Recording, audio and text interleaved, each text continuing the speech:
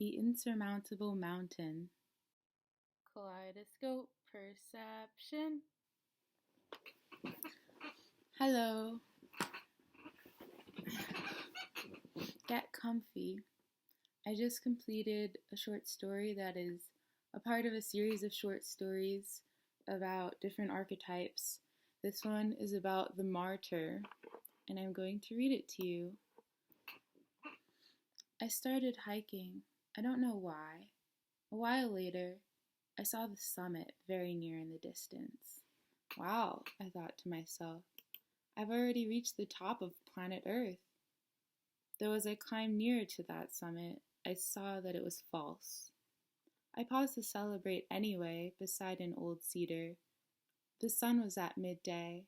I decided I would keep climbing. Sooner than I expected, I saw the blue skyline unobscured by trees. But as I reached what had seemed like what I was reaching for, I saw, again, more mountain. And I saw from that point just how much more mountain was ahead before the next apparent summit. I looked down. I'd already come so far. I looked up.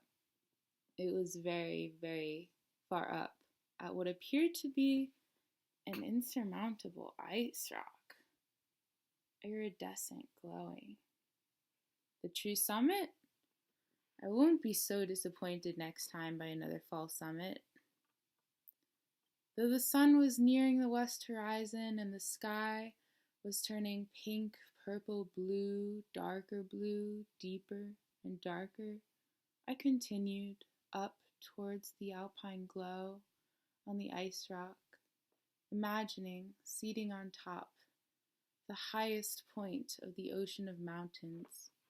Achieving true summit would give me reason for how far I've come. Just keep going, step by step. Just keep going, right then left. The gray rocks under me were piled like a wall. This was not the forested hike I had started on. I slid. Rock atop sand, sun below the horizon. Nothing I can do. I looked up, just as safe as the other directions appeared in the dwindling twilight, and that ice rock was just ahead. What was that? And so I continued, 2 steps forward, 1 slide back. Is that the same ice rock, who glowing white by daylight darkens to a blackness by night? It frightened me.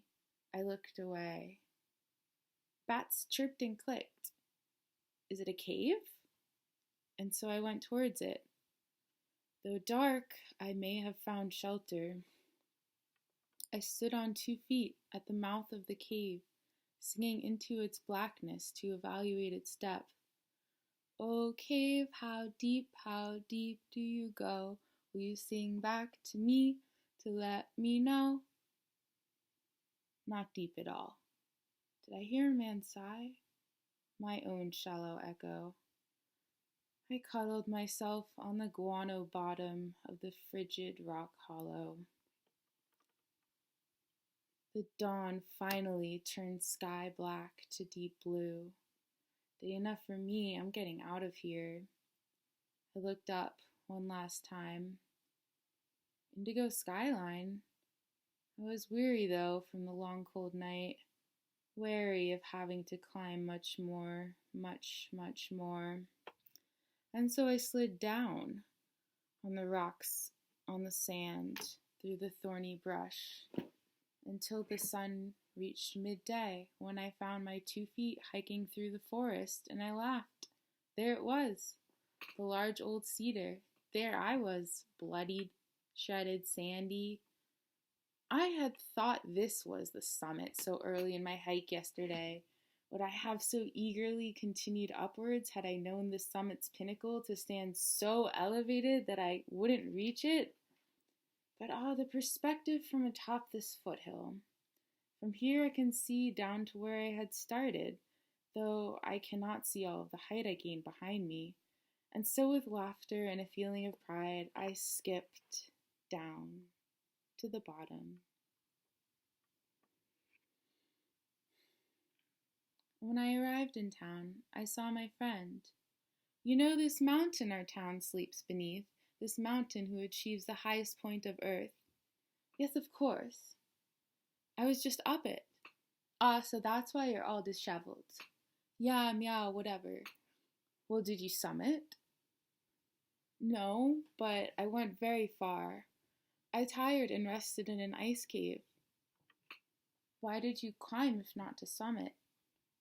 I suppose to come back to town to tell everyone how far I went. Are you satisfied? I felt proud until you started questioning me. Look with me up at this mountain towering over our town. We looked. Do you see that iridescence? I do, that spectacular dot. From where we were standing, it appeared the iridescent sparkle my friend pointed out was atop the summit. I do see it.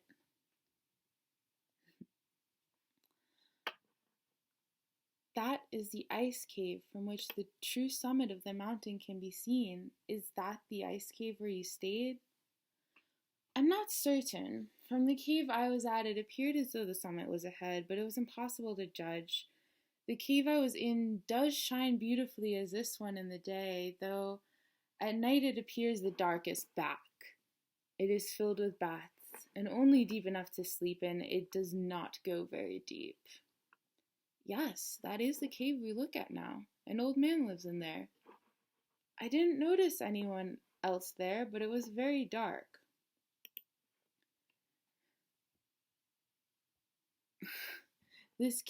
That cave is right at the summit, though no one has ever made it past the cave to the summit. Why not? The old man says it's not possible.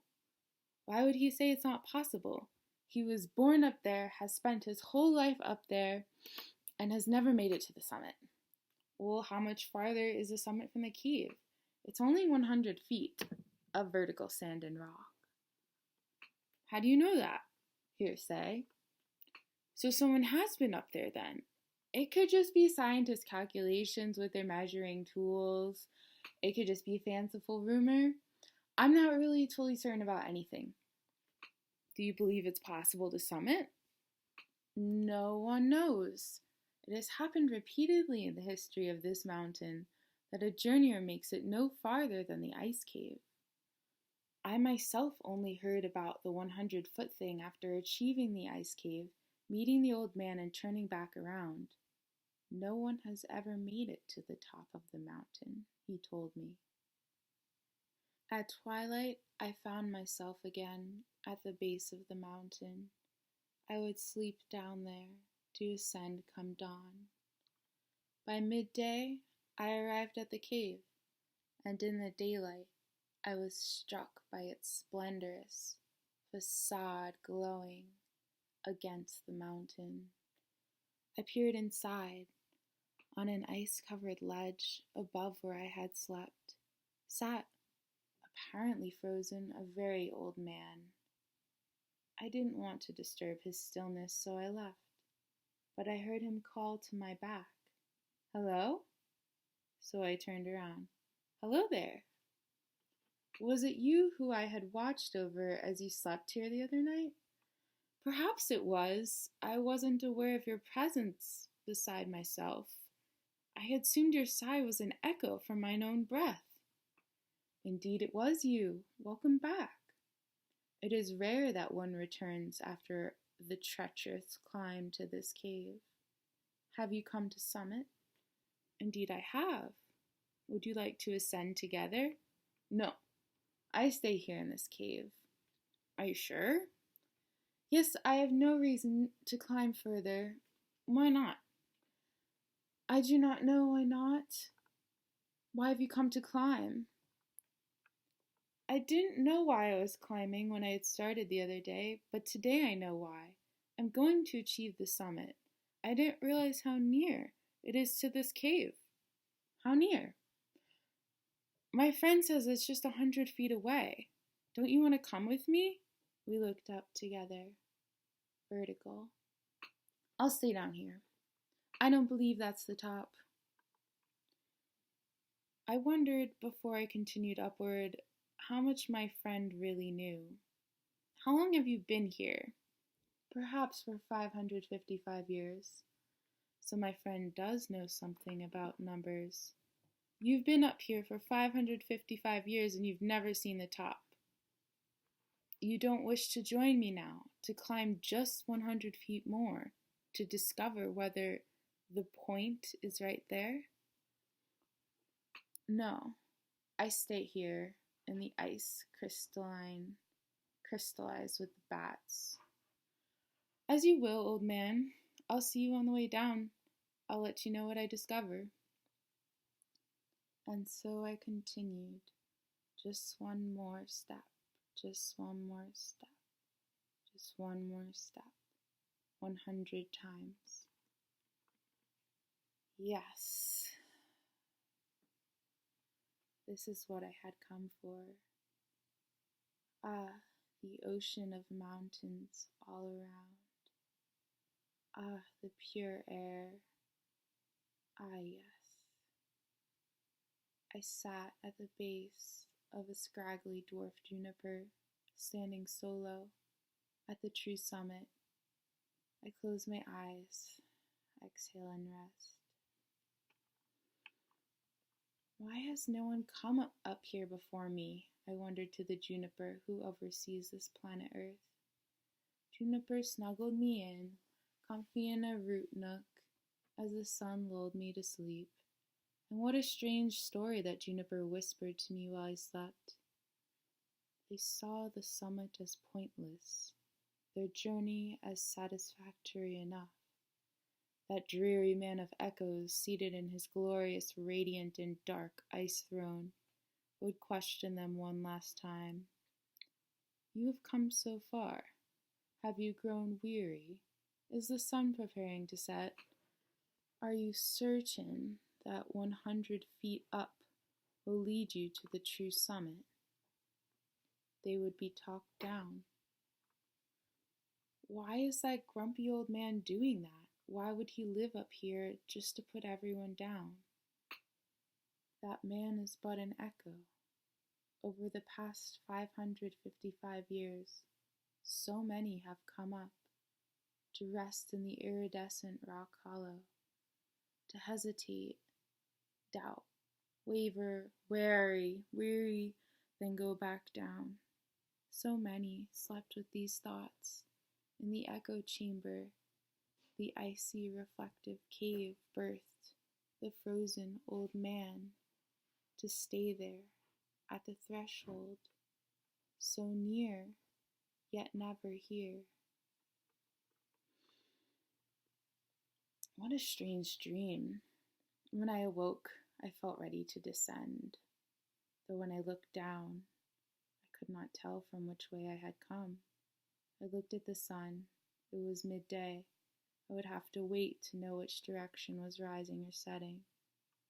And so I stayed at the plateau and waited. I was so eager to come up here. Why am I so eager to go down? Why was I so eager to come up? And so I left. Perhaps I'll just stay up here. Perhaps if I stay here, I can root in a new groove for all those who wish to ascend above the false, iridescent doubt echo chamber. This is a nice enough place to stay. I don't need to go back into town. Maybe eventually that old iridescent man will come up here with me. But is this reason for staying here true? Because I am actually lost. I was not sure which way I had come from. I hadn't anticipated that returning down would invite a new challenge. I felt foolish there at the top. So, I spiraled downwards, eventually arriving by the cave. Familiar recognition. I was so excited to tell the man. Oh, echo chamber, it's not so far. You can do it. I called into the cave. Hello. I hear, hello. No response. I didn't want to break his meditation, though I knew it was stagnant. I peered in. He had fallen asleep. Should I wait for him to wake up? Or shall I just go back down? I wondered and lingered. Yes, hello. There he was. I have made it to the summit. No one makes it to the summit. I laughed. Where is the summit? Is it not just 100 feet away? Is it not from where I just came? I didn't see any higher to go. It may have appeared that way, but surely you didn't make it. You can go up there too. It's so close. I'll even go there with you. No, I've climbed far enough. I don't need any more false summits in my life. But here I am in the flesh telling you it's possible. Why have you given up? I'm very happy here in my cave. I talk with the bats. I oversee the people who come up here, who go back down. I don't need any more false summits in my weary old age. You're being a negative, Nancy. The summit is literally right there. You may ascend whenever you wish. I doubt that's the case. Don't you realize that you live in an echo chamber of your own doubt, that you are a crystallization of doubt itself? I do realize this. I am aware. Then why don't you want to break free of it? It speaks the truth to me. I have only achieved false summits. I believe naught but my own experience. That is wise, old man. I shall do the same. Well, would you like to come down with me? I have not come down in 555 years. Well, do you want to walk to town together? Okay, why not? You would walk all the way down the mountain with me, but not just 100 feet higher to the summit? None has ever done that before. There was nothing I could do. And so we walked to town. I told my story. He told his. A few recognized the man from the cave of their own journey. They remembered the conversation they had with him. He spoke to them now.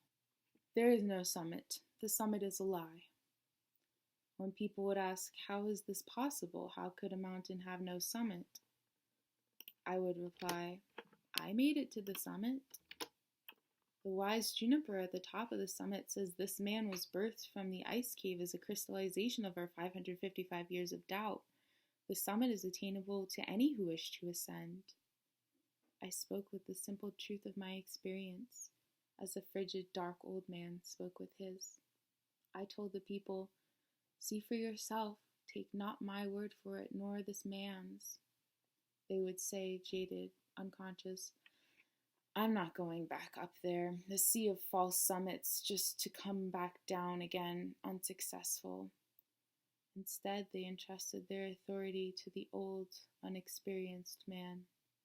I talked to my friend. You were right, it's true. No one believes how near the summit is from the cave. My friend was the only one who believed me, though still with a trace of wise doubt since he'd not been there himself.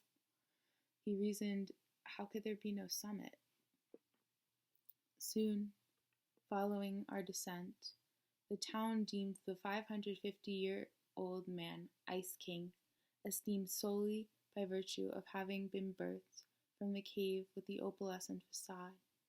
People assumed he was wise because of the stubbornness that kept him in that cave so long.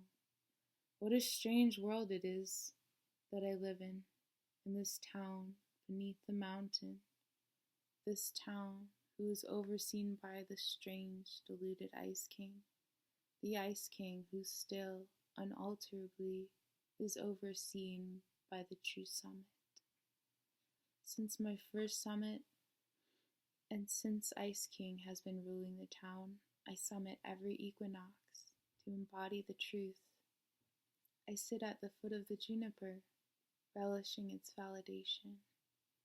I pray myself to sleep, imagining the people down below, beholding, ascending, to celebrate beside me up here.